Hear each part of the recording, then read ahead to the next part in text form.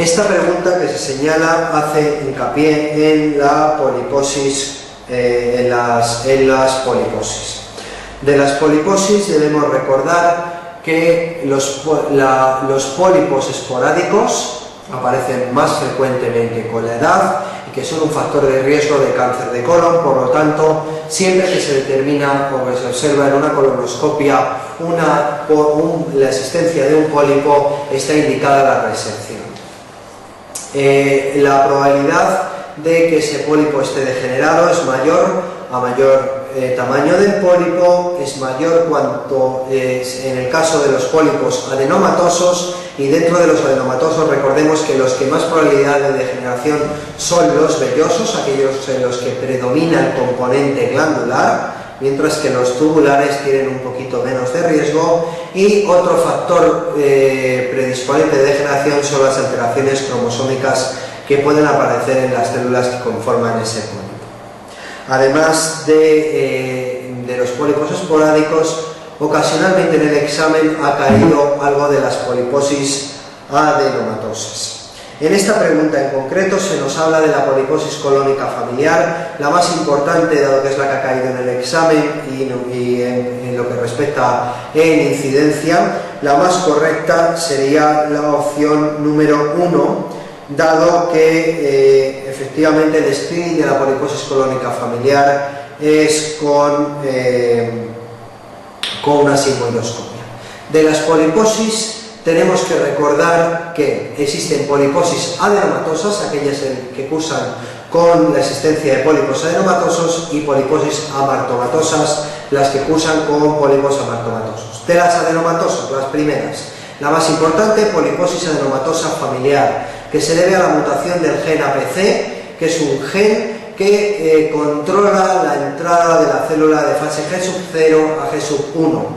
Mantiene la célula en fase G0, de tal forma que al estar alterado, la célula inicia su ciclo de replicación celular y por lo tanto empieza a aparecer pólipos. Por lo tanto, clínicamente se caracteriza por la existencia de más de 100 pólipos en el colon y con seguridad va a malignizar. Por lo tanto, una vez que se identifica una poliposis adenomatosa familiar, el tratamiento de elección es la colectomía total a partir generalmente de la pubertad, que es cuando se incrementa de forma significativa el riesgo de tumores. El screening en familiares habitualmente se hacía haciendo una sigmoidoscopia a cada uno de los pacientes y en aquellos pacientes que se identificase la enfermedad, colectomía. En realidad no es preciso llegar hasta el ciego, sino dado que los pólipos aparecen generalmente desde el mismo recto, desde la unión recto-sigma, y por lo tanto en el momento que se identifica una cantidad ingente de pólipos en el colon, el tratamiento no va a cambiar. Si bien hay que recordar, como se comenta en esta pregunta, que el epitelio pigmentario de la retina puede ser un marcador de esta enfermedad, pero solo en aquellos casos en el que en el caso índice tenga hipertrofia del epitelio pigmentario. Si el primer paciente que se ha identificado, caso índice, se identifica hipertrofia del epitelio pigmentario, haciendo un fondo de ojo a los familiares, se podría hacer el screening. Aquellos familiares que tengan hipertrofia, habrá que hacer colonoscopia para ver si desarrollan la enfermedad, mientras que aquellos que no lo tengan pueden librarse de la colonoscopia o sigmoidoscopia. Otras poliposis adenomatosas son el síndrome de Garner, que se caracteriza porque es una poliposis adenomatosa familiar con manifestaciones extraintestinales, tumores en otras localizaciones. Por ejemplo, el síndrome de Turcot, que es una poliposis adenomatosa familiar con tumores del sistema nervioso central.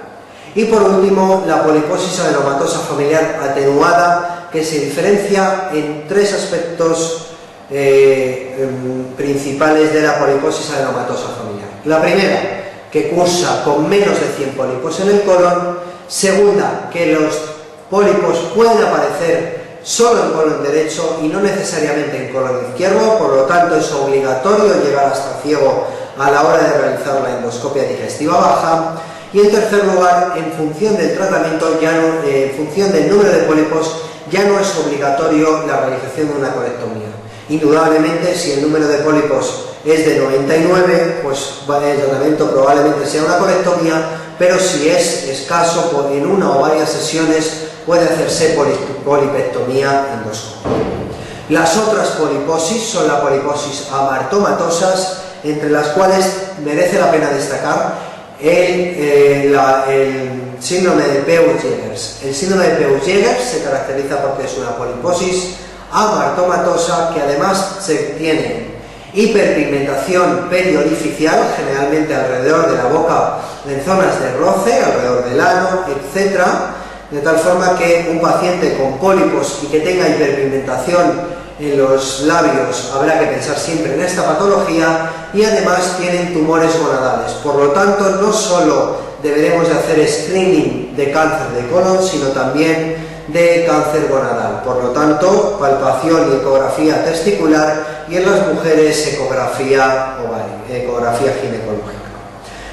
Otras poliposis son el síndrome de Cronquist-de-Canada, que se caracterizan porque son pacientes con poliposis amartomatosa, además hiperpigmentación generalizada, atrofia ungueal y alopecia areata. Otra poliposis amartomatosa es el síndrome de Cowden, que se caracteriza porque es una poliposis amartomatosa que además tienen papilomas orales y hiperkeratosis acra. Esas tres síntomas. Se caracteriza porque es la única poliposis que no predispone al cáncer de colon.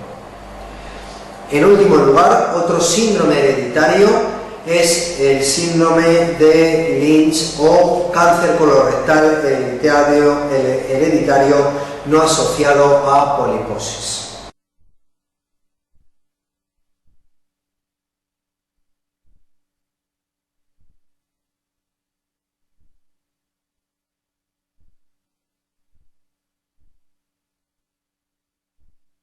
En esta pregunta se hace referencia al cáncer colorectal hereditario no asociado a poliposis, que se caracteriza por ser un síndrome genético en el que aparece el cáncer de colon directamente sin pólipo previo. En este caso es debido a diversas mutaciones de genes reparadores de DNA que habitualmente se encuentran localizados en los satélites de los cromosomas.